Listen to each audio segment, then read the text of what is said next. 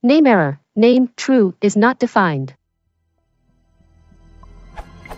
I want to use boolean, true/false, in my Python source file, but after running the application, I receive the following error.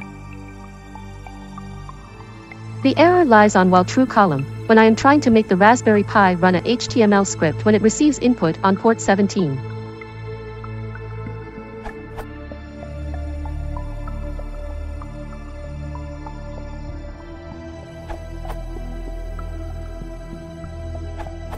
Python's Boolean constants are capitalized, true and false with uppercase T and F respectively.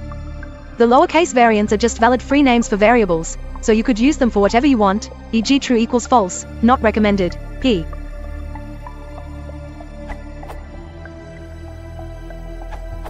You haven't defined a variable true. Maybe you meant the built-in Boolean value true? While true. Hashtag but seems like infinite loop.